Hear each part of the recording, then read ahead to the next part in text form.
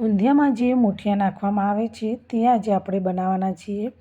તો અહીંયા મેં 1 વાટકી જેટલો બેસન લીધો છે, 1 વાટકી ઝીણી સમારેલી મેથી, 1 ચમચી જેટલા તલ એડ કરીશું, 1 ચમચી અજમો, ધાણા જીરું, હળદર પાવડર અને લાલ મરચું પાવડર લીધું છે. સ્વાદ પ્રમાણે મીઠું એડ કરીશું, અડધી ચમચી જેટલી ખાંડ, ચપટીક સોડા અને અડધું આપણે લીંબુનો રસ એડ કરીશું અને આ બધું જ સારી રીતે મિક્સ કરી દઈશું.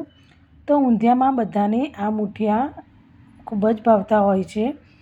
તો અહીંયા સારી રીતે મિક્સ કર્યા પછી તેમાં 1 ચમચી જેટલું આપણે તેલ એડ કરીશું અને તેને હાથની મદદથી આપણે સારી રીતે મિક્સ કરી દઈશું.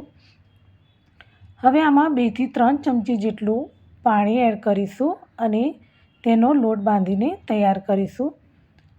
તો જોઈ શકો છો કે મેં અહીંયા 2 થી 3 ચમચી જેટલું જ પાણી એડ કર્યું છે અને સારી રીતે મિક્સ કરીને થોડું તેલ નાખીને લોટને આપણે સારી રીતે બાંધી દઈશું.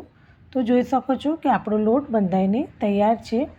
હવે આમાંથી આપણે નાના નાના તેના બોલ્સ તૈયાર કરીશું. તો હથેળીમાં થોડુંક તેલ લગાવી દઈશું અને આ રીતના આપણે બોલ્સ તૈયાર કરવાના છે. તો જોઈ શકો છો કે બધા જ મૂઠિયા આપણા બનીને તૈયાર છે. હવે અહીંયા કઢાઈમાં મેં ગરમ તેલ કરવા મૂકી દીધું છે. તેમાં આપણે બધા જ મૂઠિયા એડ કરી દઈશું અને તેને ગોલ્ડન બ્રાઉન થાય ત્યાં સુધી તેને આપણે તળી લેવાના છીએ. તો જોઈ શકો છો કે આપણા મૂઠિયા બનીને તૈયાર છે. તો આપણે તેનું લીલી તુવેર અને મૂઠિયાનું પણ શાક ખૂબ જ સ્વાદિષ્ટ બને છે. તો તૈયાર છે આપણે ઊંધિયા માટેના મૂઠિયા.